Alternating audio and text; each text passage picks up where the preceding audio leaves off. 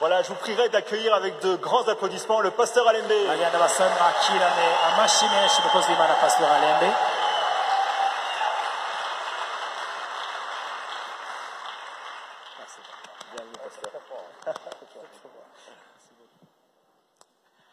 Alléluia. Amen. J'aime ce type ici.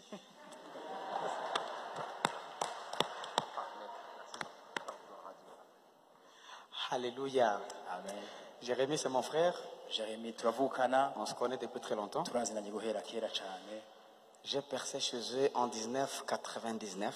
Ninjiye mu rugo iwabo mu 1999. Vous représentez, il était comment? Mwibaze yoba yangana gute. Je suis content de le voir servir Dieu. Ndanezerewe kuba akorera Imana. Amen. Amen. Il est resté avec moi au Vira pendant un temps. On dormait dans une même maison. Yaramaze igihe Buvira turyama mu nzu imwe. Et j'aime son cœur. Ndakunda umutima Et on wiwe. continue à faire de grandes choses. Je crois qu'on va aller plus loin. Kandi yibaza ko zobandanya gushika kure. Amen. Amen. Je suis venu avec quelques personnes. Nazanye n'abantu bakeyi. Papa Francis, lève-toi. Papa Francis Papa Francis, c'est lui qui est responsable protocole chez nous. niwe ajejwe protocole mu shengero iwacu. Il est venu avec moi ici pour apprendre, pour regarder ce que vous faites, pour qu'il puisse aussi apprendre et développer davantage. Yaje kugira ngo arabe ngene mubikora hanyuma bitere imbere gusumba iwacu. Voilà, je suis venu avec Ange. Nazanye na Ange. Elle est toujours là, à mes côtés, partout où je veux. C'est ma femme. Umupastori wanje yama ari kumwe nanje aho ngiye hose. Pasteur Robert, tu es là? Pasteur Robert. Voilà, lève-toi. Pasteur Robert. C'est les responsables médias. Burya niwe ajejwe Donc, tout ce qui est Facebook, WhatsApp, Métanoï FM, la petite radio que nous avons, c'est lui qui coordonne. niwe akora ibintu byose bijanye na WhatsApp na Facebook ni radio yacu. YouTube et autres choses. YouTube n'ibisa En fait, il est spécialiste de médias. n'umuntu rurangirana C'est mu pas bijanye quelqu'un de ramassé, en fait. si umuntu batoye gutyo gusa Et il a autant de partenariats avec Monisco et différentes choses. arafise ibintu akorana na MONUSCO Mike, n'ibindi tu es là, Mike? Mike nawe nyene Mike. Il se cache quelque part dans un... Voilà, il est derrière là. Mike Voilà, il nawe se hari cache là inyuma derrière. Voilà, yicaye inyuma Mike il est là dans la cabine. ari muri kabine hariya Voilà, il est mu aussi nyamajwi parmi l'équipe de médias. nawe nyene ari mu bijanye na Esther, tu es là? Esther. Elle est ici? Voilà, merci beaucoup. Elle est aussi... Voilà, lève-toi, je salue les gens. Merci beaucoup. Esther ari ngaho. Voilà notre petite équipe. Merci beaucoup pour votre amour. murakoze ku rukundo rwanyu. Amen. Amen, amen. Nous venons apprendre. Tuje kwiga Si vous êtes multi-méga église. mwebwe muri amashengero akomeye gusumba Et nous voulons apprendre. natwe turagomba kwiga Nous sommes des enfants. turacari Quand nous venons abana ici, nous venons chez nous. iyo tuje ngaha tuba tuje Nous nous iwacu sentons à la maison. tuba twumva turi Et muhira nous venons apprendre. kandi tuba tuje Et kwiga partager les petites choses que le Seigneur a déposées dans nos cœurs. hanyuma tugasangira namwe ivyo bintu bikeya imana yashize mu Et mitima nous nous yacu sentons vraiment à l'aise. kandi tukumva tuguwe Parce que nous sommes neza chez nous. kuko turi muhira. Amen. Amen. Quand Pasteur Jérémie dit, iyo pasteur Jerema avuze on a invité spécial. ngo turafise Bon, umushitsi moi, adasanzwe c'est bon, mais je ne suis pas très invité.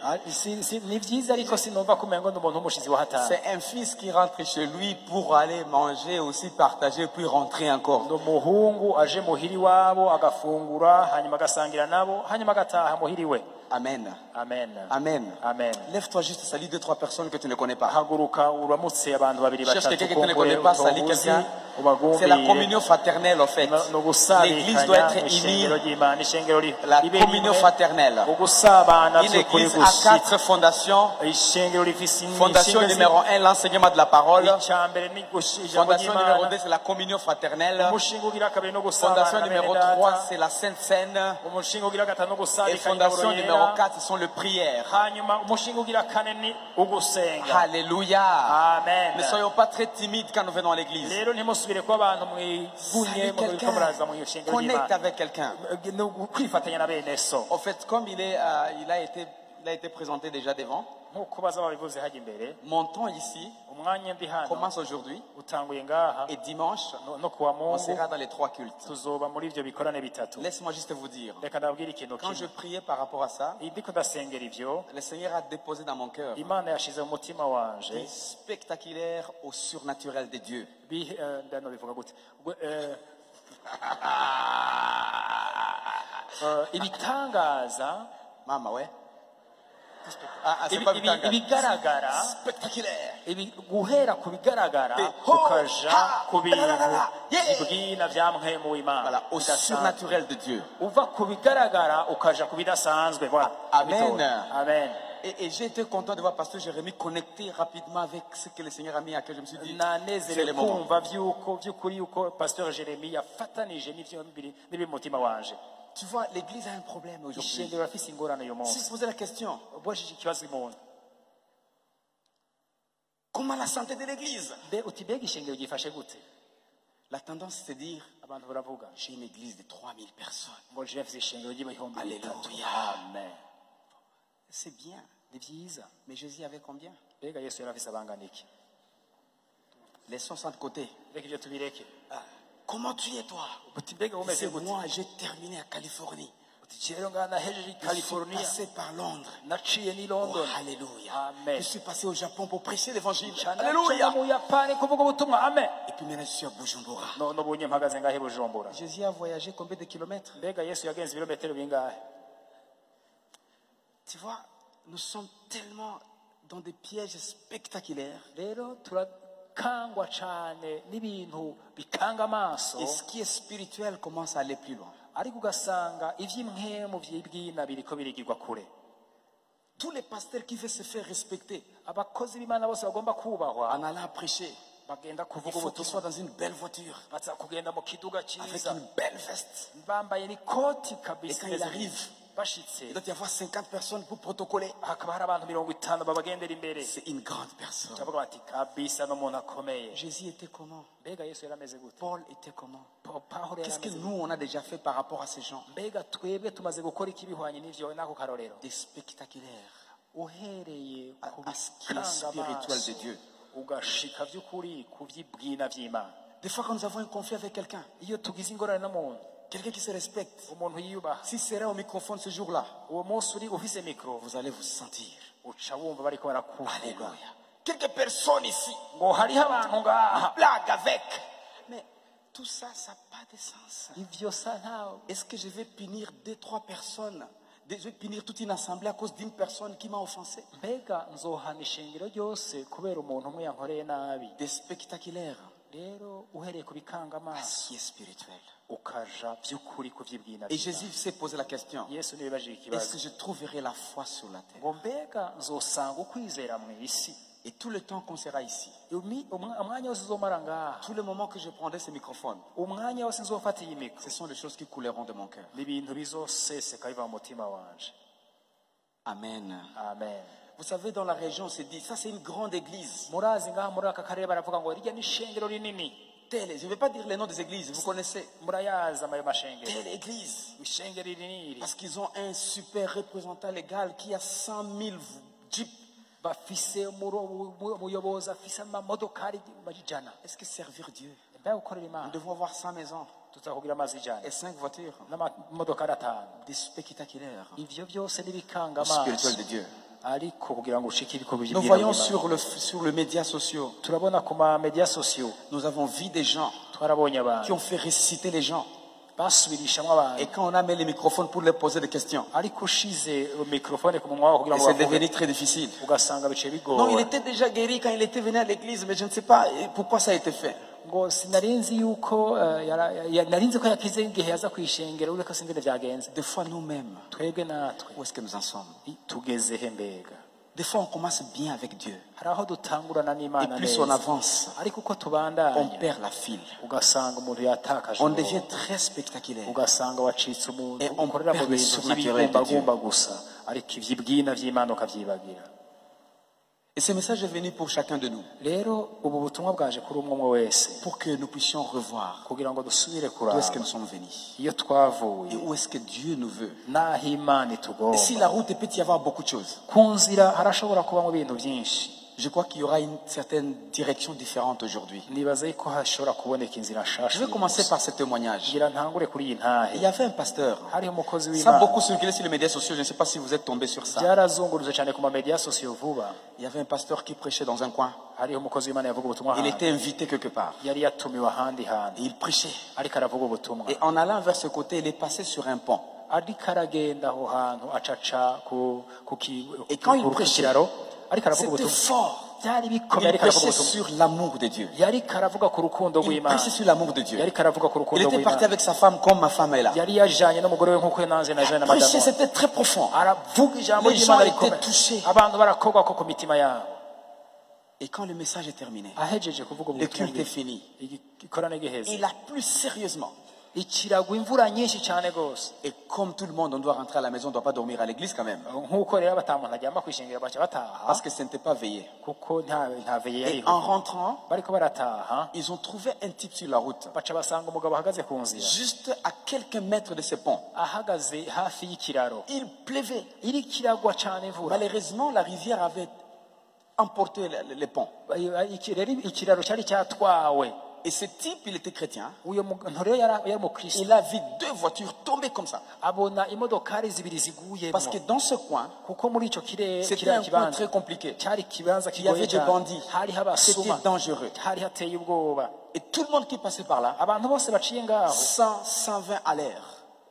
C'était 100 vitesse, bahaca 100, 120. bagendera banyaruka cyane Pour gose aller vite. kugira ngo baharengane Et pour byoroshe passer. kugira ngo baharengane Alors ce type a vu deux véhicules tomber dans la uyo rivière. muntu abonye abantu babiri imodokari zibiri C'était ziguyeyo très dur. byari Et bimugoye quand le pasteur conduisait, uyu mupasitori ariko la arahaca dame était à côté. umugore we yari iruhande yiwe C'était que normal qu'il soit aussi dans la rapidité. nawe nyene yariko aragenda anyaruka À 100 mètres, ku metero ijana il a vu un type sur la route abona umuntu ku nzira qui disait stop, ariko stop, aragira ati stop, yamara stop, stop. hagarara hagarara Ce type n'était hagarara pas propre. uyu mugabo ntiyasa neza Ce type était mouillé. yari yanyagiwe C'était un homme. yari umuntu Et vous connaissez, plupart des fois, dans la région, ce sont les hommes qui sont des bandits. kandi burazi abasuma n'abantu basanzwe Et dans ce coin-là, muri ico c'était kibanza un coin dangereux. kandi cyari ikibanza giteye Et la ubwoba femme a dit à son mari, umugore arabwira umugore wiwe Attention. ati ugabe cyane parce que sinon on a un problème. ati ngaha turagira ikibazo Ce coin est très compliqué. ati ngaha urazi ko Il ne hagoye faut pas stopper. ntuhagarare Il faut avancer. bandanya Effectivement, il était en vitesse élevée. yari karabandanya nyaruka Et le mari a regardé sa femme. ariko uyu mugabo araraba umugore Moi, wiwe je crois que ce type peut être en besoin. ati uyu mugabo asaba ko Il peut afise ingorane. vouloir qu'on puisse l'aider. ati kumbure ngira akeneye ko Peut-être il a tumufasha été volé. kumbure bamwibye Peut-être il a été tabassé. kumbure Nous bamukubise devons l'aider. reka tumufashe Souviens-toi, il venait d'enseigner un message sur l'amour. wibaze yari avuye kwigisha ubutumwa bwiza bw'urukundo C'était dur. byari bigoye Une décision maintenant. ateza guhitamo Plus il avançait, uko yegera plus la dame disait, uwo mugore niko yamubwira ati accélère, on va avoir un problème. nyaruka Souvenez-vous, derrière les types, ariko wibuke yuko le inyuma y'uwo pont est emporté. ariko wibaze inyuma y'uwo mugabo ariko arasemera ariko arahagarika imodoka hariho ikirero cyabomotse Lui ne sait pas. uwo mugabo pastor ntavyo yari azi La femme ne connaissait pas. uyu mugore nawe ntavyo yari Mais azi la femme continue à dire à son mari, ariko uyu mugore abandanya abwira umugabo accélère. ati yamarasha Parce que sinon, ça va être dur pour nous. ahandi ho baratwica On va biragenda avoir nabi. un problème. turagira ingorane Et le type qui est là, uyu mugabo aravyumvira Pasteur, umukozi w'Imana qui se souvient du message, yumva rya jambo que lui-même yabigisha. enseignait. yamye et arigisha il a dit, aca aravuga je crois que nous devons aider la personne. ati reka dufashe ujya muntu Si c'est la mort, c'est la mort. agasanga Mais atwica nous devons atwica aider la personne. ariko reka Et tumufashe le pasteur a diminué. aca arahagarara Il a diminué. Et aragabanya il a stoppé. arahagarara Il s'est stoppé devant les types. ahagarara imbere y'uwo Et mugabo les types est venu. uyu mugabo aca aregera S'il vous plaît, ati yamara je suis chrétien. ati ndi umukristo Je me suis je mis ici nahagaze ngaha parce que je vis deux voitures. ati kuko nabonye imodoka Tombé dans les ponts. zakorokeye muri Le iryo kiraro pont est emporté par l'eau. ati ikigaro Et je cyabomotse me sens que je suis responsable. nanje numva Parce ntegerezwa que je vis. Je nabibonye ne veux pas que les gens continuent à tomber là-bas. singomba ko abantu babandanya C'est comme ça bagwaye que je me suis mis sur la route nicyo gituma naciye pour mpagarara stopper ngaha tout le monde kugira ngo mpagarike abantu qui bose viendrait vers ce côté ici. baza guhagarara S'il vous ngaha plaît. baze kuri izi Tournez. namwe Et nimuhinduke rentrez. nimusubire inyuma Sinon, vous allez mourir. ahandi ho mwopfa Le pasteur a tourné la voiture. umukozi w'Imana arahindukira Et il est parti. arataha Il a sauvé sa vie. ubuzima bwe bukira gutyo Et je veux connecter avec ce message. ndagomba gufatanya n'iri jambo C'est la décision de la personne. ni umuntu ahitamo Est-ce qu'il fallait suivre le message que Dieu m'a donné pour enseigner l'amour?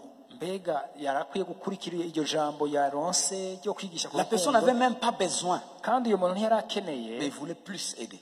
ariko icyo yashaka gusa ko ari ugufasha Mais la femme pensait ariko uyu mugore we yibaza que la personne avait besoin. ati uyu mugabo atari ikintu akeneye Quittons le spectaculaire tuve mu bintu bikanga vers amaso le spirituel de Dieu. tuje mu bintu by'ibwina by'Imana Si le pasteur était iyo umugabo yakaja mu bintu bikangana c'était la fin pour leur vie ces jours-là. ubuzima bwiwe bwari burangiye uwo Et munsi leur véhicule, imodoka et les deux nabo devaient partir. bari Après avoir enseigné message sur l'amour, bahejeje kwigisha ku aider rukundo les prochains, ati mufashe appuyer les prochains, ushigikire mais il mugenza meurt agacapfa parce qu'il n'a pas obéi au message. kubera yuko atumvirije umutima wiwe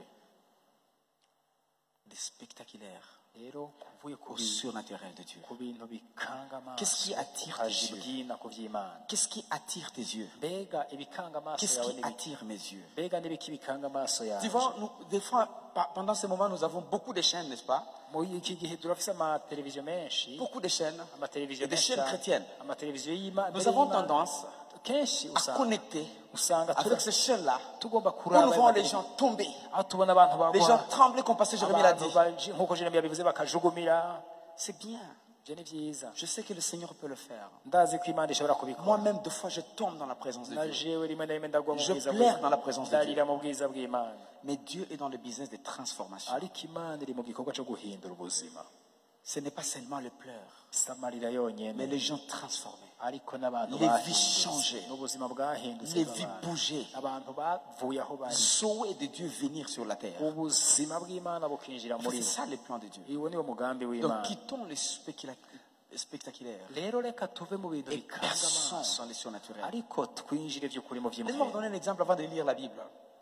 Un exemple avant de lire la reka Bible. ndabaha akarori imbere y'uko nsoma Vous bibiliya savez, plus vous êtes dans le pastoral, plus vous avez beaucoup d'exemples. Beaucoup d'exemples. murazi kuba umukozi w'Imana umaze igihe ni kuronka uburorero bwinshi Vous savez, murazi je donne un exemple pratique. reka ndababwira akarorero gasanzwe Si quelqu'un iyo umuntu est né d'une famille pauvre, yavuye mu muryango ukenye une famille pauvre, umuryango ukenye pour se relever kugira ngo et aduge devenir une dimension très élevée de finances, ashike ku rugero runini C'est très rw'ubutunzi difficile. biragoye cyane quelles que soient ses prières, naho yoba asenga quel que gute soit de parler en langue, naho yoba avuga mu ndimi gute quelles que soient les tombées, na- quelles que soient les tombées et les naho tremblées, yoba agwa hasi inshuro zingahe parce que la parole de Dieu kuko ijambo ry'Imana riravuga transporte aussi les lois divines. riratwara n'amabwirizwa ngenerwa C'est ku là où nous ijambo devons être ry'Imana équilibrés. uyu muntu aza kuba ari umuntu ari ku munzani Quittons les mwiza spectaculaires reka tuve mu bikanga et passons amaso dans les surnaturels. twinjire mu bintu by'ibwina mu mana Amen. amen Comme pasteur Jérémie l'a dit ici, nk'uko pasteur Jeremiya yabivuze on peut être à l'église pendant 20 ans. urashobora kuba mwishengera imyaka mirongo On n'a ibiri jamais amené une personne à Jésus. ugasanga nturegereza n'umuntu n'umwe kuri Mais tout le kristo monde qui nous voit passer, ariko abantu bose batubona il turenga sait que baba bazi ko ces types-là, uyu muntu cette dame-là, ujya mu cette pastor sœur-là, ujya mwene ce data frère-là, ujya mwene il data aime le Seigneur. arakunda imana Dis-moi, umbwire neza dis-moi, bwira neza quel amour nous avons urukundo pendant dufise qu'il nous a dit, allez, kandi imana yatubwiye ngo fais les nations des nimugende disciples. mugire amahanga Je n'ai yose jamais y'abigishwa. fait une seule personne disciple. sindigera ngira umuntu n'umwe umuntu yaje ku mana C'est comme ça que des fois les églises, nicyo gituma rimwe na rimwe nous sommes amashengero pleines des histoires spectaculaires. tuba twuzuye ibintu bikanga amaso Au lieu de gusa connecter au surnaturel de Dieu. ariko ugasanga ntitwifatanije n'ibintu by'ibwina by'imana Ça, c'est vraiment mon cœur. uwo niwo mutima On wanjye va lire Genèse chapitre 1, verset 2. reka dusome mu itangiriro rimwe igice cya kabiri umurongo wa kabiri Genèse chapitre 1, verset 2. itangiriro rimwe ku murongo wa La kabiri terre était informe et vide. Il y avait des ténèbres à la surface de l'abîme et l'Esprit de Dieu se mouvait au-dessus des eaux. Dieu dit que la lumière soit et la lumière fut. Point. Merci. ku murongo wa kabiri bavuga ngo isi yari ikiri buziba yari ikiri ubusa gusa kandi umwiza wari upfutse idamba kandi mpwemu w'Imana yatambatamba hejuru y'amazi Imana iravuga ati ntihabeho umuco ubaho amen Amen. amen Amen. amen La question qui vient dans chacun de nous ici ce soir, rero ikibazo kica kiza mu mutima w'umuntu wese uyu munsi comment on va connecter proprement dans le surnaturel de Dieu? mbega twokwifatanya neza gute n'ibidasanzwe by'Imana Il y a beaucoup de façons, hariho uburyo bwinshi mais laisse-moi vous laisser les trois façons ce soir. ariko reka ndabahe ibintu bitatu uyu La mugoroba foi, ukwizera la parole de foi, ijambo ry'ukwizera la prière ugusenga et l'humilité. no guca bugufi Je vous jette ces choses. ndababwiye ibyo On bintu aura le temps de circuler sur les trois choses. tuzoronka umwanya wo kubivuga ku mwanya Mais muremure la Bible dit que la terre avait un problème. aha anye ijambo ry'Imana ritubwiye ngo isi yari ifise ikibazo. Les étudiants de la Bible connaissent ce qui s'est passé. Abantu biga ishuri rya Bibiliya barazi ibyabaye. Et je ne vais pas expliquer trop sur ça. Singomba kubihagararako cane. Mais ce qui m'intéresse, Ariko icyo je vois mpagararako que l'Esprit de Dieu nuko mpemu w'Imana se mouvait au-dessus des eaux. ngo nuko yagendagenda hejuru y'amazi. L'Esprit de Dieu Mpemu w'Imana se mouvait au-dessus des eaux. nuko yatambatamba hejuru Moi, y'idamba. ça me dérange un peu. Birangora gatoya. Auparavant, quand je lisais ces versets, Iyo kare ngisoma en fait, je ne voyais rien. nta na kimwe nabona. Mais au fur et à mesure qu'on continue à prier, qu'on continue à lire et à étudier la parole de Dieu, ariko ko mbandanya nsenga nsoma ijambo il y a ce ry'Imana que Dieu ouvre. inoho Imana Il y a yugurura. ce que Dieu nous montre. Hariho Imana iby'Imana yugurura ikatwereka. L'Esprit qui se mouvait au-dessus des eaux Mpemu w'Imana yatambatamba hejuru n'a pas y'amazi enlevé le ténèbre, ntiyakuyeho n'a pas umuzima changé la situation. ntiyahinduye ibintu Mais l'Esprit était là. ariko mpemu yari ngaho. Moi, ça commence à me déranger. Bica bitangura kungora Et je vais te je défier ce soir. ngira ndagutere Tu peux être rempli de l'Esprit de Dieu. urashobora kuba wuzuye mpemu Et w'Imana rien ne change dans ta vie. ariko ugasanga nta na kimwe gihinduka mu buzima Parce que bwawe l'Esprit attend une chose. kuko mpemu w'Imana arindiriye ikintu kimwe. Si ça a été fait au commencement, Agasanga byarabaye mu ça s'est ntango fait même aujourd'hui. birakoreka n'uyu Je munsi. connais des gens Ndazi abantu qui sont remplis de Saint-Esprit, buzuye mpemu yera qui chantent, baririmba qui, entre guillemets, servent. bakorera n'Imana Mais ils vivent des vies misérables. baba mu buzima buteye Qui ne isoni connectent pas avec la vie de Dieu. badafatana n'ubuzima Et vous bw'Imana. posez la question, qu'est-ce qui ne va pas? ugakibaza uti mbega ibyo bintu bigenda La gute? Bible me dit au verset 3, Bibiri yimbwira ku murongo wa gatatu Dieu va dire, ngo Imana ikiravuga j'ai compris une chose, nca ntahura ikintu que kimwe dans le Seigneur, ko mu il y a Mana toutes les réponses que nous avons. hariho inyishu zose dukeneye. Toutes les réponses qu'on a besoin Inyishu zose se dukeneye trouvent dans le Seigneur. Des izose ziri mu fois, Mana. nous perçons en Dieu en partie. rimwe na rimwe rero twinjira mu Mana mugabo ugasanga winjiye Nous mu ne ruhande voulons pas rumwe percer à 100%. ntitwinjira ijana ku ijana. Dieu. Et c'est Imana là où nous devons vraiment étudier la parole de Dieu au niveau aho personnel. niho dusaba kwiga ijambo ry'Imana mose kwa twekiwe Quitter les spectaculaires. tukava mu bintu bikanga amaso Percer dans les surnaturels de Dieu. tukinjira mu by'ibwina by'Imana. Dieu qui est Dieu, Imana ko yitwa qui a Imana créé les cieux et la terre, ikarema ijuru qui n'isi a fait tout ce que vous connaissez. ikarema ibyo byose muzi. Son esprit se mouvait sur la terre. mpemu w'Imana yatambatamba La hejuru terre y'amazi. était pleine d'obscurité. Isi yari yuzuye Mais umuzimagiza l'obscurité régnait sur la terre. ariko uwo muzimagiza waraganza ku isi Alors que son esprit était là. kandi mpemu w'Imana ari ngaho. Je ne sais pas si tu as déjà eu le temps de lire ces versets convenablement sinzi kuraronka akanya ko gusoma ibintu et neza avoir la révélation. kugira ngo Imana iguhishurire. Je ne veux pas que tu me répondes. singomba kunyishura. Il y a des choses dans ta vie hariho ibintu mu buzima bwawe qui sont là. biri ngaho Tu as essayé de les changer, tu as échoué. waragerageje kubihindura biranga. Tu connais ton cœur, tu connais ta vie. urazi Je umutima connais ma wawe, vie. urazi ubuzima bwawe, ndazi ubuzima bw'iwanje. Mais les jours où tu as eu la révélation, une certaine lumière de Dieu dans un certain domaine, ariko umunsi waronka umuco w'Imana muri w'icyo gisata ce domaine a trouvé une solution. icyo gice cyaciye kironka inyishu. Prenons un autre domaine. dufate ikindi Le gisata. monde. iyi si Jésus est mort Yesu yarapfuye depuis le fondement de la terre. guhera mu itangiriro y'isi. Je sais que tu sais que Jésus est mort il y a 2019 ans. Je sais. ndazi yuko bibaza yuko Yesu yapfuye haheze imyaka 2019 Mais il a été crucifié ariko yarabambwe avant le fondement de la imbere terre. y'uko isi iremwa. Ah non, pasteur, dis-nous. Gardez ces versets, mais rentrons dans la Révélation 13, 8. reka tuje mu byahishuriye Yohane Je ne vais pas te donner mes théories ici, mais je vais vous donner vraiment la parole, la praticabilité de la parole de Dieu. reka ngomba kuby'ukuri kubabwira gushyira mu ngiro La ijambo ry'Imana. Révélation, chapitre 13, verset 8. ibyahishuriye Si je ne Yohane me 13 trompe pas, je crois que c'est là. 13, 8, Révélation ou Apocalypse.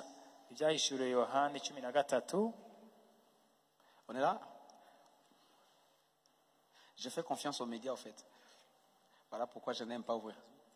Oui, 13, verset 8. Essayez de voir. C'est pas... ibyahishuriye Yohane 13 ku murongo w'8. 13, 8, voilà, c'est ça.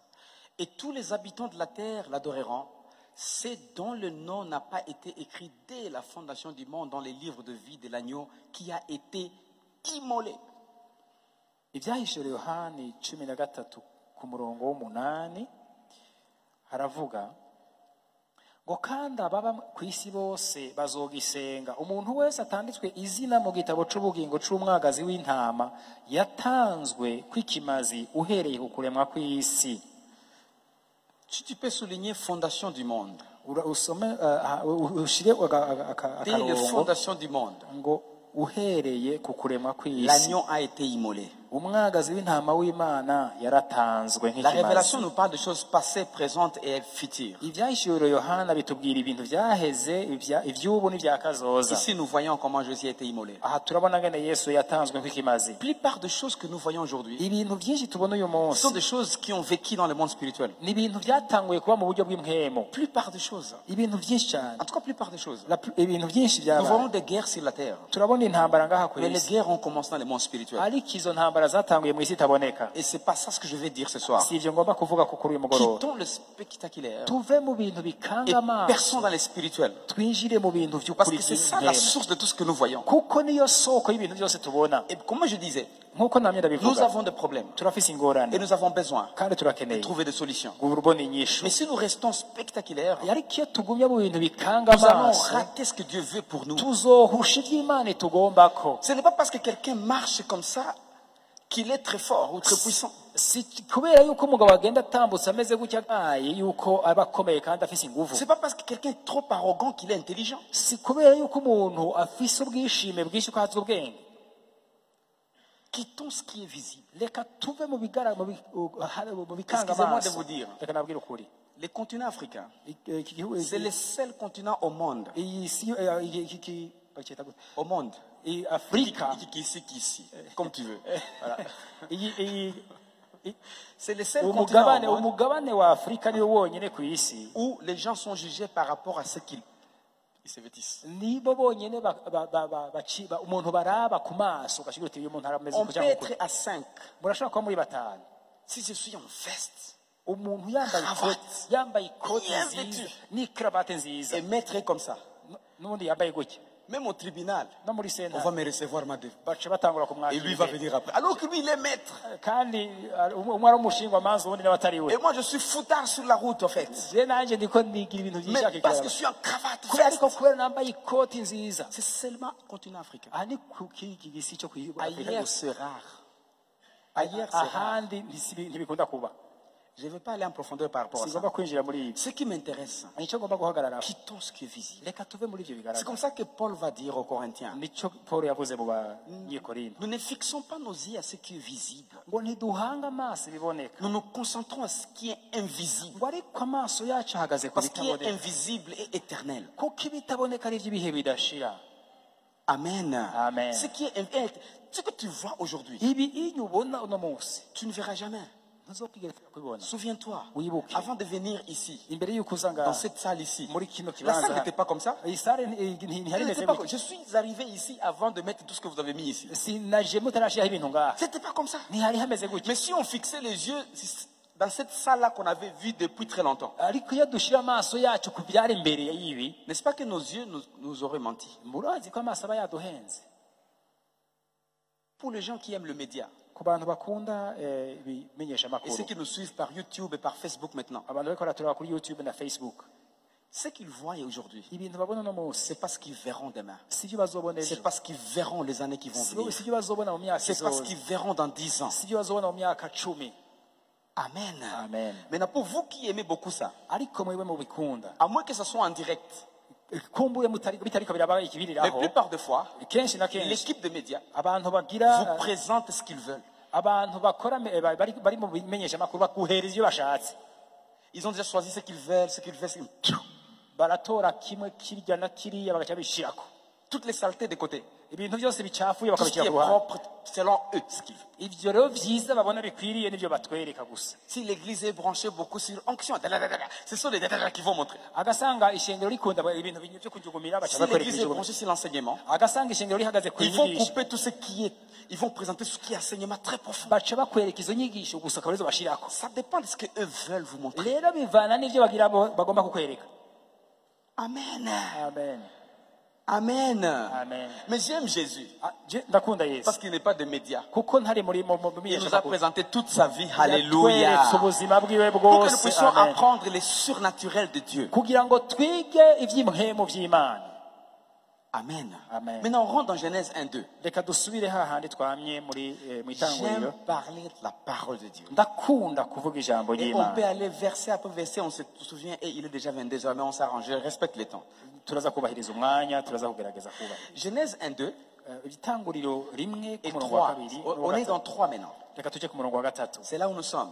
hano turi J'ai dit que l'Esprit de Dieu se mouvait sur la terre. ngo mpemu w'imana yatambatamba hejuru y'amazi S'il vous plaît, Dieu vous pour- avez quelle obscurité dans votre vie? mbega mu buzima bwanyu hariho umuzimagiza ki Moi, j'ai quelle obscurité dans ma vie? mbega nanjye mu buzima bwanjye ahantu hari umwiza nihe Ça peut être le manque de travail. kumbure karashobora kubura akazi Ça peut être manque de bonne connexion. kumbure urashobora kuba udafise abo gufasha Ça peut être problème d'études. kumbure urashobora kuba utize Ça peut être le moyen financier. kumbure urashobora kuba utagira Ça amafaranga peut être l'appel à ministère, mais tu n'es pas clair, tu ne comprends pas. kumbure urashobora kuba uri umuhamagaro ufise ariko utabitahura Tu peux être neza à l'étranger, urashobora kuba uri hanze comme il y'igihugu y a beaucoup de gens qui nous suivent maintenant. nk'uko hari abantu benshi baradukurikira Mais ngaha tu as écouté Dieu, mais tu ne sais pas comment exactement, pratiquement, comment y aller. warumvirije imana ariko ntuzi neza ngene Peut-être tu es à wobikika l'étranger maintenant, tu me suis. kumbure uri hanze y'igihugu none uri Comme j'ai été à kuranyumviriza l'étranger des années. nk'uko nanjye nabaye hanze Et le y'igihugu Seigneur m'a imyaka dit, rentre au pays. hanyuma imana ikambwira ngo taha mu gihugu Peut-être iwanyu tu as le même message, la même vision. kumbure nawe ufise igiherekwa cyangwa Mais là, umuhamagaro tu ne sais pas quoi dire. ariko ntuzi icyo wokwishura Tu es embrayé.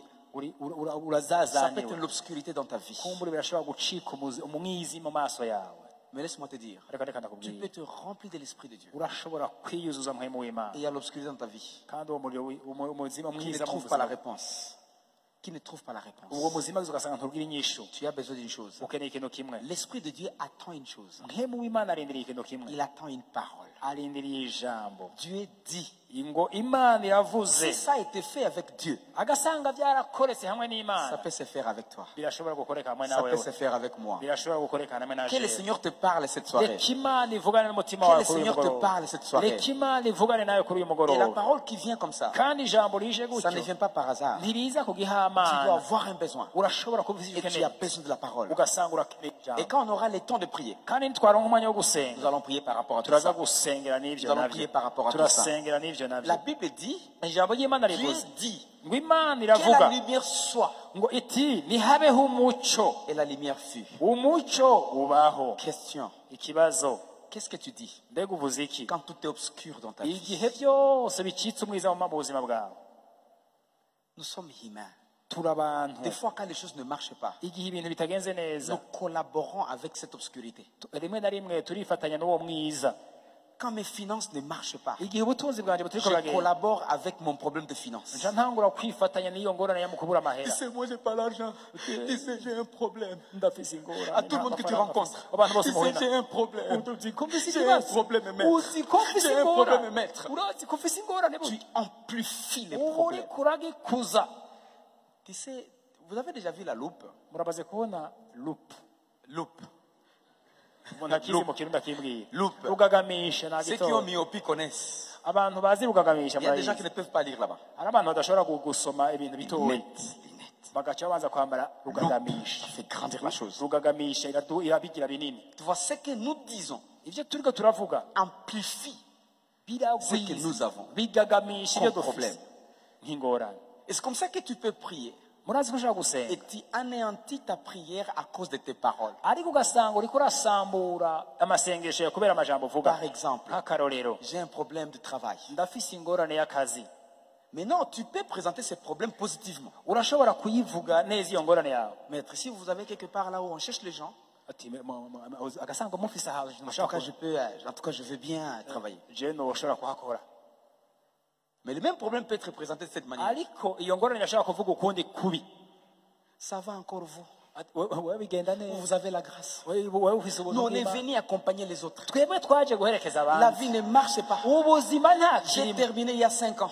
namaze amashuri ya J'ai imyaka itanu essayé partout. Wapi. naragerageje ahantu hose Je ne ibintu sais pas byaranze. comment faire. sinzi ingene En tout nobikora cas, j'ai été au Rwanda. naragiye mu Rwanda J'ai été en Ouganda. naragiye mu Je Buganda suis à Bujumbura maintenant. ubu nyindi J'ai Bujumbura essayé au Congo. naragerageje i Kongo J'ai essayé en Tanzanie. naragerageje muri Tanzania Wapi. Kayira nta C'est comme si kigenda. j'ai été ensorcelé. mbe urazi nibaza ko bandoze En tout cas, aidez-moi. ni ukuri bishobora J'ai kumfasha un mfasha problème. ndafise ingorane Tu amplifies ton problème. uriko urayigwiza uriko urayigagamisha Si quelqu'un te donne son témoignage, agasanga ari umuntu aguhaye ntahe tu yiwe vas trouver que c'est plus dur que toi. uza gusanga yagize ibibazo bisumba iby'iwawe Toi, tu as terminé les études. wewe warahejeje amashuri Gloire à Dieu. imana ishimwe Quelqu'un n'a jamais étudié. uwundi we ntiyagikandagiyeyo Et il a ton âge. akandi afise imyaka nk'iyawe Il n'a même pas eu la chance d'aller au Rwanda, en Ouganda, en Tanzanie, partout où tu es arrivé. we ntiyagiye mu rwanda ntiyagiye i tanzania no mu buganda aho uri kuravuga Lui, son problème est plus dur que toi. ubu rero ingorane yiwe isumba Mais rwawe toi, tu amplifies ton problème. ariko uriko uyigagamisha Parce gusa que tes yeux sont braqués sur ce qui est spectaculaire. kubera yuko amaso yawe ari ku bintu bikanga Tu te amaso compares à d'autres personnes. uri kurifa ugereranya n'abandi bantu Tu vois tel est licencié, il est venu en voiture. ujya yahejeje amashuri y'abalisansi none azana mu modokari Moi, je suis venu à vélo. nanjye naje kwikira Tu ne sais pas, l'autre est venu à pied. uwundi ntuzi waje ku De maguru Bouiza jusqu'ici. ayavuye mu bwiza n'amaguru gushika Toi, ngaha tu ne sais pas encore. we ibyo ntavyo uzi rero. L'autre est venu sur une... uwundi yaje kuri ku gakinga bakamubasunika kabamo k'ibimuga L'autre a été poussé. uwundi nawe baje bamusunitse L'autre était même transporté. uwundi nawe baje bamuteruye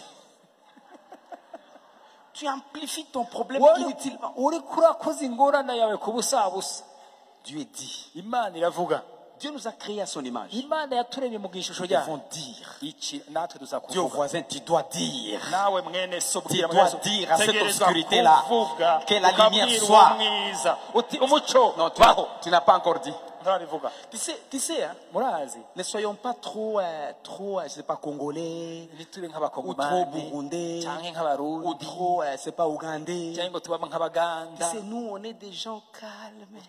twifashe Dieu n'a pas créé un Burundais, un Rwandais, un Ougandais, un Tanzanien, un Congolais. imana ntiyaremye abakongomani n'abatanzania Un Français, un Belge, un Italien. n'abantu basa nk'abo Non. oya Dieu a créé l'homme à son image. imana yaremye umuntu mu C'est ishusho comme ça ryayo qu'on parle gusa la parole de Dieu. nicyo Il n'y gitumye a pas tuvuga la ijambo ry'imana différence. nta tandukaniro Dis à ribaho quelqu'un, Kugira que la ngo lumière soit. uti umuco wake Que mon obscurité parte au nom de Jésus. umuzimagiza uhunge mu izina rya yesu Alléluia. amen Là-bas, vous n'avez pas dit. kumbure hari inyuma navyo mwavuze Laissez-moi nababonye vous dire. reka nababwire Tu me regardes. uri kurandara Ah, tu dis, viens d'Ouvira.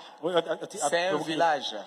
Ne sois pas spectaculaire. ntukangwe n'ibintu Sois bigaragara spirituel. ube mu biki bw'impemu. Alléluia. amen amen Il regarde, ah, ce type, il veut nous dire quoi? uje kuvuga aje kuvuga iki Je n'ai rien à vous dire. nta na kimwe Je ne ndababwira vous présente que la parole de Dieu. ndababwira ijambo ry'imana gusa Regarde-moi nundabe comme quelqu'un envoyé par Dieu nk'uwarungitswe pour parler n'imana à ton problème. kugira ngo Pour avugane n'ingorane parler à yawe ton cœur. kugira avugane n'umutima Si wawe tu attaches ma vie à là où je suis venu, agasanga ubuzima bwanjye bafatanye n'iyo tu navuye vas rater ce que Dieu veut te dire ce soir. urahomba iby'imana igomba kubwira uyu munsi Allô, allô. Amen, Dis ton voisin, amen. que mon obscurité parte au nom de Jésus. vuga uti umuzimagiza wanje uhunge mu izina rya yesu Ils n'ont pas encore dit. ntabyo muravuga Regarde comment ils sont, regarde. bariko barandaba bimerewe Mais nous sommes ensemble. Allô, allô, allô, Turi kumwe allô. ngaha. Fais seulement comme ça, si nous sommes ensemble.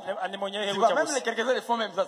Ah, merci beaucoup. imana ibaheza Que le Seigneur te bénisse. imana iguhezagire Amen. amen amen Ça nous aide à connecter. bidufasha gufatanya namwe Vous savez, les gens ont raté Jésus. murazi abantu barahushije iby'umwami yesu Les gens priaient pour le Messie. abantu barasenga kugira ngo Nous mesi yaze attendons le Messie. ngo mana turarindiriye On mesi attend le Messie. On turamurindiriye attend le Messie. turamurindiriye Moïse est monté. mose Il est yaraduze descendu avec la loi. amanukana donné la amabwirizwa loi. atanga amabwirizwa On part à Canaan. ubunye tugiye On attend Kanani. le Messie. ubunye tugiye kurindira Le mesi Messie est venu. mesi yaraza Allez en Israël, papa et maman. mugende bene Il y a data des gens qui entendent le Messie jusqu'aujourd'hui. gushika uyu munsi hari abantu barindiriye mesi muri israeli Parce qu'ils pensaient kuko bibanyumvira que le Messie serait venu yuko mesi d'une azoza certaine manière selon eux. mu buryo bashaka bo Donc ils ont essayé de tailler le Messie. baramubumbye Il doit être Messia. élancé. kuba ari umuntu muremure Comme mon ami frère Papa Francis. nka papa francis Papa Francis, lève-toi un peu, lève-toi un peu. haguruka gatoya papa francis J'arrive ici, c'est Papa Francis, je sais qu'il est ici là. iyo mpagaze iruhande ya francis mengo ni icupa Et je l'aime beaucoup. ndamukunda cyane Applaudissons Papa Francis, merci beaucoup. Hein. Tu as bien mangé quand tu étais encore petit. Moi j'avais un problème, je n'ai pas bien mangé en fait. kumbura je sinafunguye neza Alors, rero ils attendaient, tu vois, ils ont taillé. baca Il doit être baramubumba très élancé, bati umuntu muremure trop beau, umuntu mwiza parler bien. avuga Il neza doit être rempli de beaucoup de pardon. Beaucoup de pardon. yuzuye ikigo Oh, pardon. Et quand il va marcher, Il y a des il va caratambo. marcher très bien. azotambuka kumbure buke buke Maintenant, ils ont taillé selon eux. baca baramucapa nk'uko bagomba Jésus qui va arriver, yesu aca la araza Bible qui dit, bibiliya avuga il n'avait ni éclat ni beauté. ngo nta bwiza nta bikanga amaso yari afise Nous, on attendait un beau, tu vois, beau. bo bari barindiriye uyu muntu mwiza Wapi. none ntawe babonye n'ibindi On attendait un type. bari barindiriye umugabo qui devrait être sur l'âne tous les jours. yama agendera ku ndogoma kumbura iminsi yose Entre guillemets, la Jeep tous les jours. mu yandi majambo afise nk'ikiduga amaheru Entre guillemets, BMW Jeep tous les jours. iminsi yose yama yambaye Non, vous ikoti nziza ne comprenez pas encore. n'itahura Entre neza. guillemets, ML 320, nouveau modèle tous les jours. imodokari ML 320 Non, non, vous ne comprenez pas encore. ntimwabitahuye neza Cherokee, Grand Cherokee Jeep tous les jours. Grand Cherokee Jeep iminsi yose Papa et maman, bene data Dieu imana ne fait pas ce que nous pensons qu'il va faire. ikora ivyo twebwe twiyumvira ko yabikora Quand Jésus est venu, igihe yesu yaza il a embrayé la société. yarabazazaniye bose Amen. amen Il a été tué dans l'église. bamwiciye Entre guillemets, mw'ijenge. c'est synagogue en fait, dans les temples. bamwiciye imbere mu ngoro y'imana Parce qu'il n'avait ni éclat. kuko ntiyaba Ils attendaient quelqu'un d'éclat. bari barindiriye umuntu Ils n'avaient ni beauté. w'ubwiza nta Ils attendaient bwiza quelqu'un de beauté. bari barindiriye umuntu Ils w'igitangaza mu attendaient bwiza quelqu'un docteur de la loi. bari barindiriye kumbura umuntu Il n'a w'umunyabwenge jamais été à l'école. ntiyigeze aja mu ishuri ngo akandagire mu isomero Parce que son père était charpentier. Comment il peut aller à l'école? kuko se wiwe yari umubaji nari kuja mu ishuri gute Aucune école de la région. nta shure na rimwe bazi muri Mais ico le kirere type était sage. uyo mugabo yari azi Il ubwenge avait la connaissance. yari afise ubumenyi C'est comme ça qu'il a troublé les gens. aho nicyo gituma yazazaniye abantu Quittons le spectaculaire. reka tuvere mu bintu bikanga amaso Connecté à ce qui est spirituel. twifatanye n'ibintu by'imwemo by'ukuri Amen. amen Amen. amen Alors nous avons dans nos vies beaucoup de problèmes. mu buzima bwacu dufise ingorane nyinshi Et c'est l'obscurité. ni umwiza Mais l'esprit est là. ariko muhemu ari Vous ngaha êtes sauvés. murakijije Vous avez l'esprit de Dieu.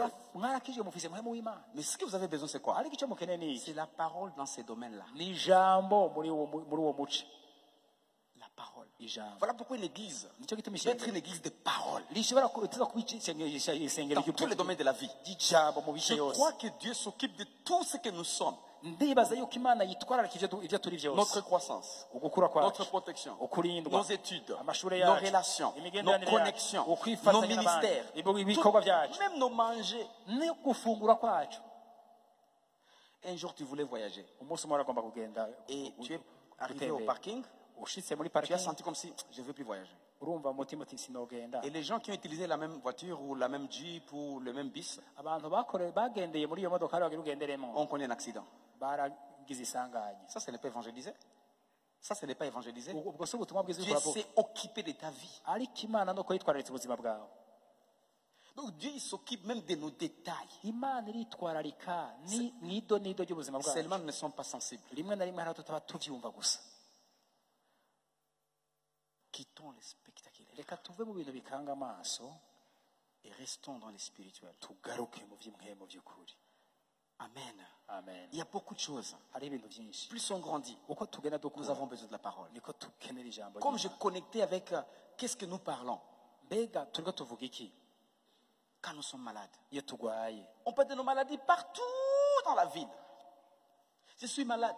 Je suis malade. urashobora kugenda uravuga Les maux de kugwa- ventre. iyo ngo- Les oh, maux de ventre. babara mu Cette fois-ci, je vais nda mourir. uyu munsi neza ko mpfa Mais toi, tu commences à proclamer ta mort avant la mort. mbega utawe kuvuga urupfu rwawe utaranapfa Les gens qui vont mourir ne proclament pas leur mort. Ils disent, voilà, je me sens mal et puis ils meurent. abantu bagira bapfe baravuga ati numva merewe nabi hanyuma bagapfa Cherchons à connecter avec le surnaturel de reka Dieu. twifatanye n'ibintu bidasanzwe La Bible dit by'Imana. ceci. Bibiliya avuga Ceux-là qui sont en moi ngo abantu bari muri jewe ne mourront jamais. ngo ntibazokigera bapfa C'est-à-dire quoi? bisigura iki Quand le corps est fatigué, iyo umubiri tu es urushe fatigué de la vie ici sur la terre. ukarambirwa n'ubuzima ngaha L'esprit ku va isi, seulement quitter imhemu yawe et iravamo l'esprit va gusa continuer. imhemu igakibandanya Vous ne mourrez jamais. ntimuzopfa Vous avez fait un bon choix. mwahisemo neza Acceptez Jésus comme Seigneur et Sauveur. kwakira yesu umwami n'umukiza wayo Amen. Amen. Si ce corps est fatigué, parce que ça va être fatigué.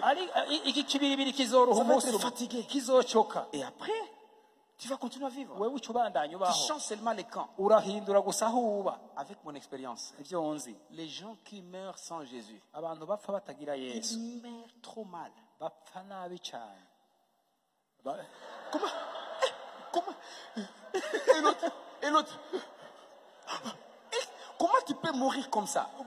upfa gutyo kuki Parce que les gens qui sont dans les seigneurs, kuko abantu bari mu mwami ils meurent, bariko barapfa mais avec gloire. bapfa mu bwiza Ils bwiza meurent en silence. bapfa Ils batekanye meurent beaux. bapfa ari Ils beza meurent, ils te disent, je suis fatigué. bakavuga bati ndarushe Je sais pas, je suis trop fatigué. numva ndushe Ferme les yeux. bakugara amaso ya baca bataha Mais les gens qui ne sont pas dans le Seigneur, abantu batagira imana je me sens mal. ubwoba Hey, ubwoba. mais qu'est-ce qu'il y a? Et vous trouvez, depuis mortel comme ça, il faut remettre par de l'huile ou mais ça devient très de pourquoi ça? ugasanga abantu bapfuye bameze uku Je kugira ngo vous assure. begeranye ingorane. Je vous dis, c'est par expérience. ibyo ndababwije ukuri nibyo J'ai niboneye. vu des gens mourir dans mes yeux, narabonye abantu bapfa mu maso des yanjye, païens et des chrétiens. abakristo n'abatari J'ai abakristo. vu les chrétiens mourir bien. narabonye abakristo Et bapfa c'est ce neza. qui m'a prouvé, icyo nicyo cyanyemeje m'a convaincu cyanyemeje et m'a neza confirmé la parole de Dieu. cyanyemeje ko ijambo ry'imana ari Vivre ukuri, dans le Seigneur, ko kuba mu mana tu ne mourras jamais. kutazokigera upfa. Tu ne fais que dormir. urasinzira gusa. Amen. Amen, Vous amen. avez fait un bon choix mwahisemo d'accepter neza Jésus comme Seigneur et mu Sauveur de votre vie. kwakira yesu umwami n'umukiza C'est un w'ubuzima bon choix. ni uguhitamo kwiza cyane. Voilà pourquoi, nicyo gituma pendant que nous vivons sur la terre, tukiri ngaho ku isi quittons le spectaculaire. tuve mu bintu bikanga amaso. Qu'est-ce que tu dis mbega uvuga iki par rapport à ces problèmes-là? ubwo bihwanye Est-ce n'ingorane que tu ziri kuracamo? amplifies les problèmes mbega ou urazigagamisha tu essaies de contenir les problèmes? canke izo ngorane Je suis malade, par exemple. Je Je manque le boulot, par exemple. ndabuze akazi Et autre chose. n'ibisa n'ibyo Comment vous le faites? ubigenza gute? Tu peux présenter un problème positivement. urashobora kuvuga ingorane neza, Parle à ces problèmes-là. uvugane n'iyo ngo Que la uyibwire lumière soit. utire ku muco Dieu wacu. n'avait pas dit, imana ntiyari yavuze ngo cette obscurité me dérange. ngo Cette obscurité me dérange. umwiza uri kurangura, Sandama. Cette obscurité me dérange. uyu mwiza uri kurangura, reboka ya Cette mama, obscurité me dérange. uyu muco uri kurangura. C'est comme ça que vous bloquez l'avancement ako ni kumuhagarika de votre vie gutera personnelle. ubuzima bwanyu ko butera Dieu imbere. a vu ton sacrifice. imana yari Tu as, afite ikimazi. tu as déjà sacrifié. Wowe waramaze Tu as gutanga, étudié. warize, Tu as terminé. warahejeje, Ça ne reste que le boulot. habuze akazi Ça va gusa. venir. kazoza Maintenant, nako. tu parles de quoi? uriko uravuga iki none? Parle maintenant à ce chômage-là. bwira ko kazi kawe ko kubura akazi Ça va kwawe changer. bitenda Et guhinduka. marche comme quelqu'un qui a déjà un boulot. utangure kugenda nk'umuntu azafise akazi, Marche comme quelqu'un qui a un boulot. ugende nk'umuntu afise Comme quelqu'un akazi, qui est bien. ugende nk'umuntu afise akazi. Alléluia. amen. La façon dont tu te présentes comme ça. igicapo kumbure gucapa Le monde des ténèbres. isi y'umwiza. Vous savez, hein, murazi les Satan et ses démons satani n'abadayimoni biwe ne connaissent pas ce qui va arriver demain. ntibizi namba ibizoshika ejo. Satan et ses démons satani n'abadayimoni ne connaissent pas ce qui est dans ton cœur. ntibizi ibiri mu mutima wawe,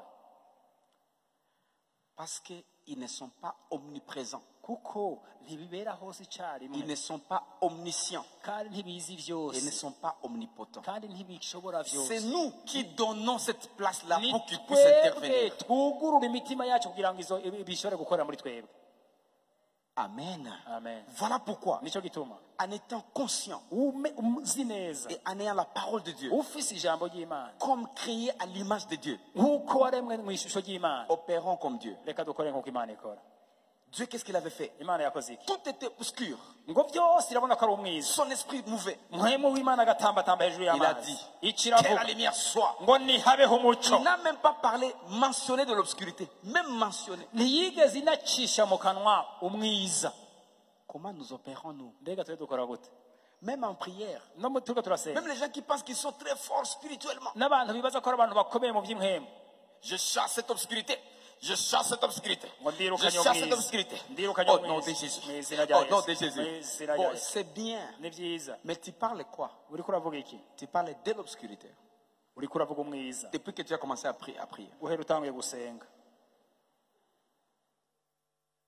Appelle à l'existence hamagara ukubaho des choses qui n'existaient pas. ibitaba Comme si bitaraboneka ça existait. nk'uko mengo biraba. Alléluia. amen. Ma vie ne sera jamais comme ça. ubuzima Ma bwanjye vie va buzoguma gute? progresser. ubuzima bwanjye butera J'aurai bujya la imbere. joie du Seigneur. umunezero Mon w'uhoraho église va aller au plus haut. ishengero ryanjye Tout ritera sera riduka, protégé. byose birarinzwe. Les serviteurs de Dieu, umukozi les w'imana, frères, mwene la data, sœur, mwene data la kazi, sœur, mwene data les kazi, enfants abana iront de gloire en bazova mu gloire. bwiza baja Notre mu bundi. avenir akazoza c'est un avenir kacu meilleur. kazoba keza Cette gusoma. maladie iyi ne ndwara sera plus là. ntizoba Maintenant, ikinga, c'est la bonne santé. n'amagara meza. Qu'est-ce que tu pries? usenga iki? Cette maladie part. Cette maladie part. wangwara genda, Tu wangwara trouves que genda. dans tes mots, tu as plus parlé de maladie que de la bonne santé. usanga mu majambo uvuga wavuze cyane indwara gusoma gukira. Qu'est-ce que Dieu a dit? mbega imana yavuze iki? Que la lumière soit. ngo umuco reka umuco ubeho. Amen. amen. Et je veux qu'on puisse prier. reka tusenge. Je veux qu'on puisse prier. reka dusenge imana Et la prière qu'on va faire cette soirée, kandi isengesho tugira uno munsi c'est prier pour la lumière dans les domaines de ta vie. tusengere umuco mu mice Là où tu y'ubuzima sens que bwawe ça ne marche pas. aho wumva bitagenda neza. Si Pasteur Jérémie va accepter, niyo pasteur Jeremy je ne yemera voulais pas imposer les mains aux gens. sinagomba kurambika ko ibiganza Mais abantu. je voulais qu'on soit debout ariko nagomba ko twese et duhaguruka qu'on prie chacun de nous là où il est.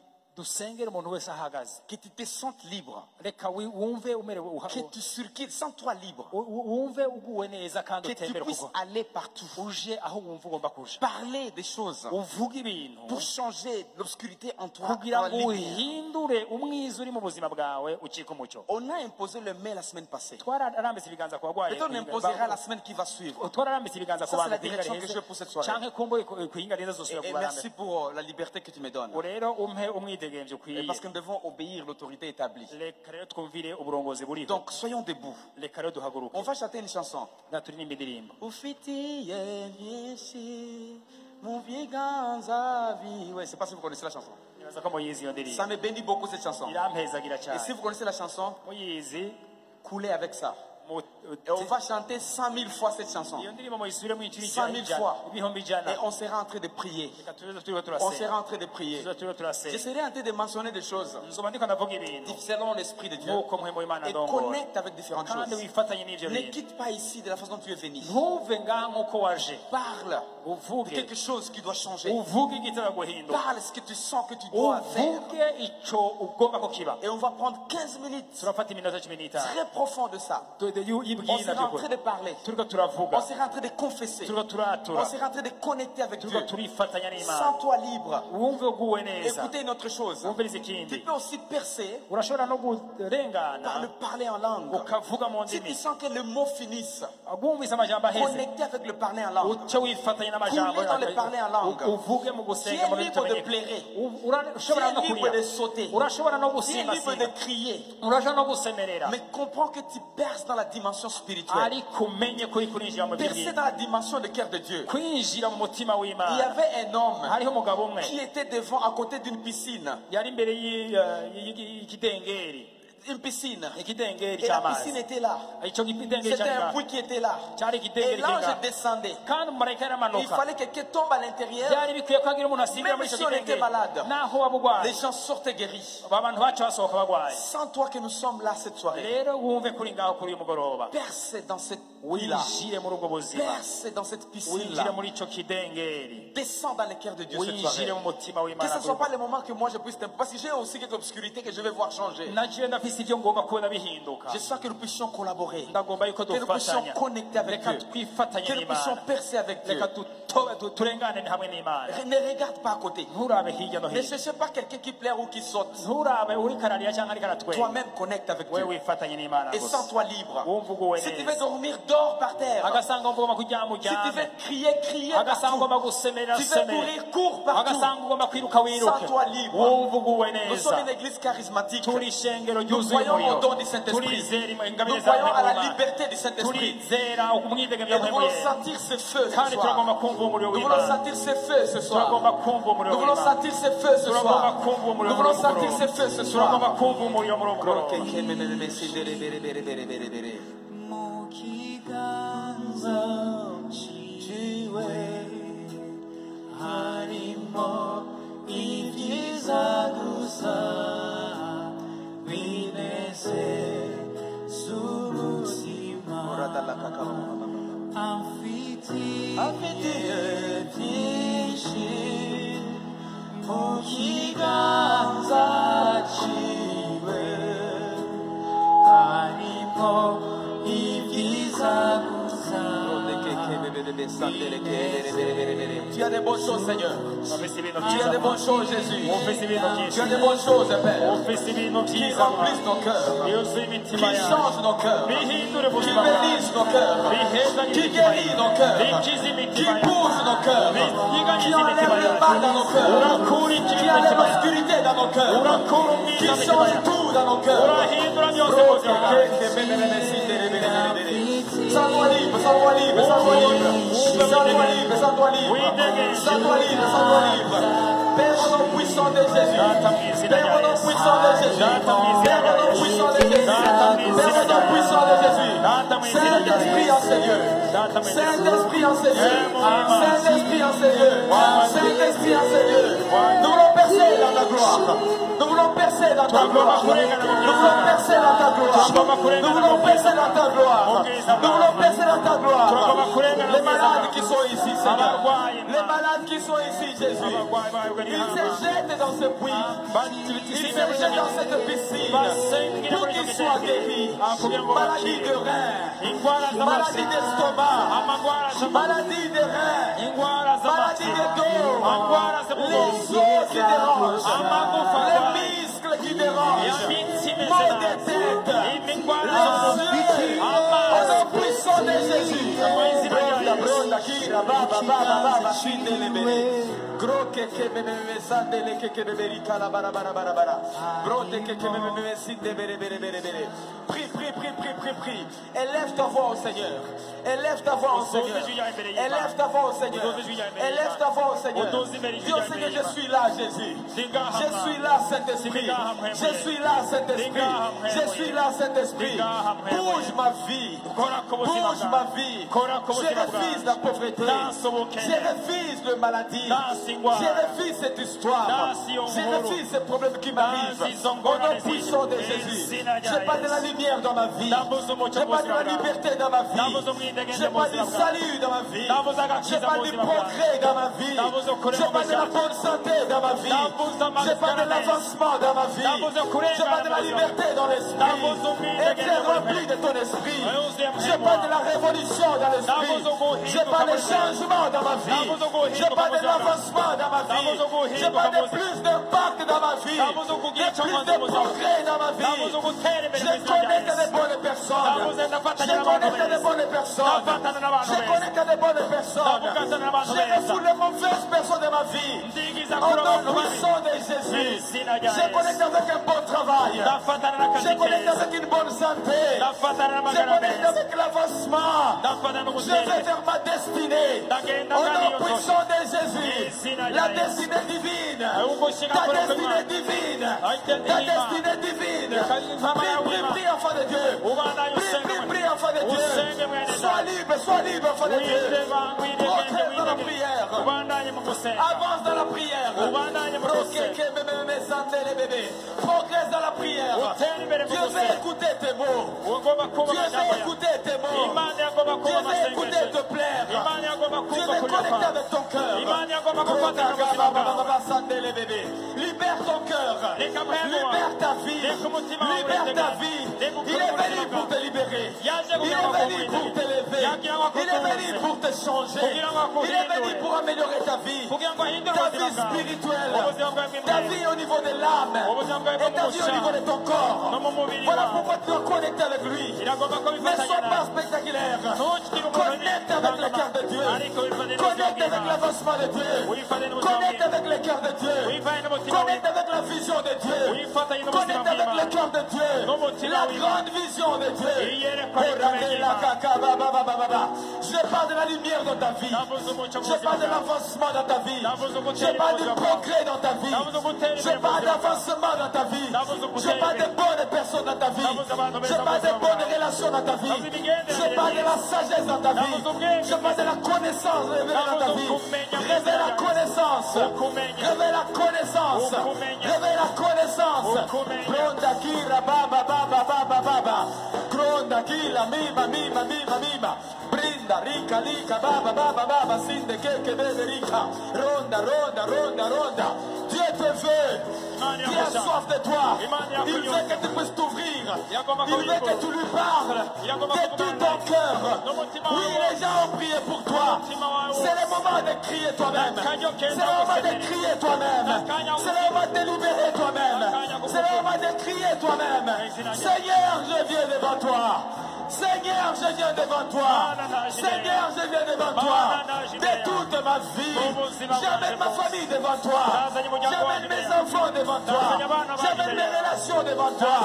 Oui, Seigneur, ma destinée divine. Ma destinée divine. Ta destinée divine. Ma destinée divine. J'amène mon ministère entre tes mains. Brodakika, mima, mima, mima. Sois libre. Continue, continue. Continue, continue. Ayez la cessance de prier pendant longtemps. Prie pendant longtemps. Perce dans le cœur de Dieu. Avance dans la prière. Plus tu avances, plus tu rencontres le cœur de Dieu. Plus tu avances, tu rencontres la compassion de Dieu. Plus tu avances, tu rencontres la grâce de Dieu. Plus tu avances, tu as révélé la parole de Dieu. Plus tu avances, tu rencontres la réponse à ta prière. La réponse à ta prière. La réponse à ta prière. La solution à tes questions. La solution à tes problèmes. Bronda birakika mama mama. Proto koko bobo sindebere.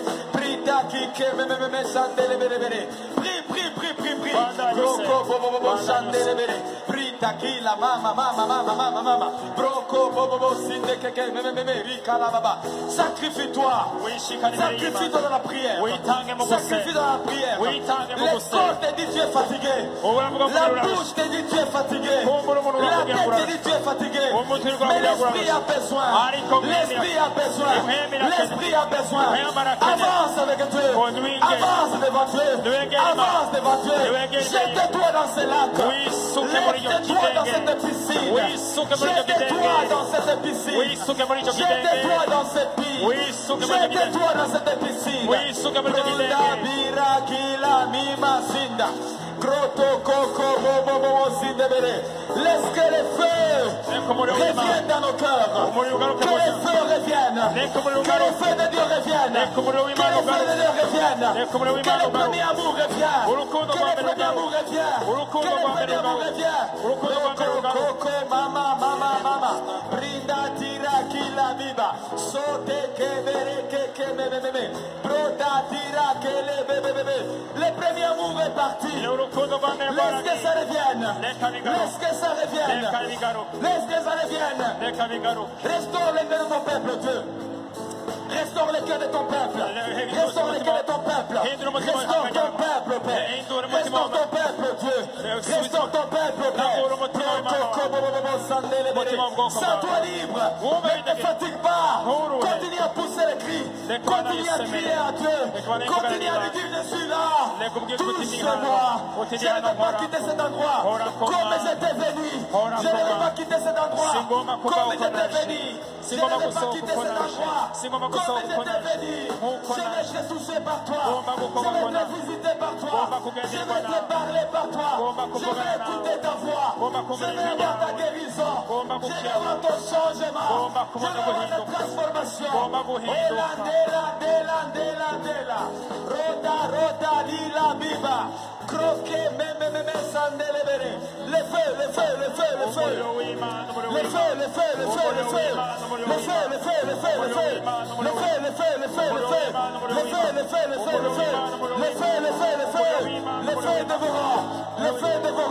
Les feux qui brillent.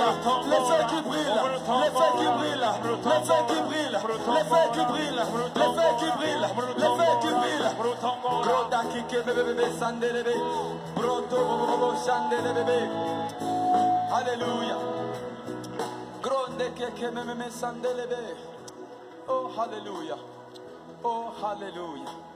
Oh, we thank you, Jesus. Oh, hallelujah. We glorify your name, Lord. Oh, we thank you. Brote keke bebe sandelebe. Brota tire meme sandolobori kalababa sandebe. Bro keke meme sandelebe rota lama. Brinda rita kika diba sindeke. Bro bai kai mai rai kai bai. Brote ke la li la bi la ki kobo.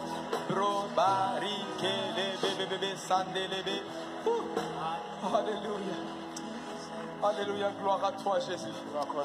Gloire à toi Jésus. Gloire à toi Père. Il y a une image qui m'est venue ce matin quand je priais pour ce moment. hariho igicapo campezaga mu gitondo ndiko Comme nous sommes dans la période de Pâques, nkuko turi mu gihe cya nous pasika préparons Pâques. turiho turategura pasika Le Seigneur m'a amené l'image imana yanyeretse de comment Jésus a vécu sur la terre, ingene yesu yabayeho de comment il a souffert, ingene yababaye de comment il a été critiqué, ingene yacira de comment urubanza c'était difficile. ingene ubuzima bwari bugoye Et le Seigneur m'a dit de te dire, imana le irambwira Seigneur m'a dit de te dire, imana irambwira cette ndakubwira soirée, ngo kuri uyu qu'il mugoroba a vu ton sacrifice. ko yabonye ikimaze Il a cyawe vu ton sacrifice. yabonye ikimaze Il a cyawe vu ton sacrifice. yarabonye ikimaze Ne cyawe sois pas découragé. ntucike Il a intege vu ton sacrifice. yarabonye ikimaze Ne sois pas cyawe découragé. ntucike Il a intege vu ton sacrifice. yarabonye ikimaze Ne sois pas cyawe découragé. ntucike Puis il intege m'a montré l'image qui avançait. yanyeretse Quand igicapo Jésus était sur la croix, igihe yesu yari ku tout le monde musaraba regardait. bose bararaba Les démons, abadayimoni Satan et le satani monde entier n'isi yose disaient, bakavuga Dieu a échoué. ngo imana Il y a yananiwe des choses qui sont arrivées dans ta vie hari ibintu byabaye mu et buzima que tu bwawe as vu que Dieu a échoué. uravuga ngo imana yarananiwe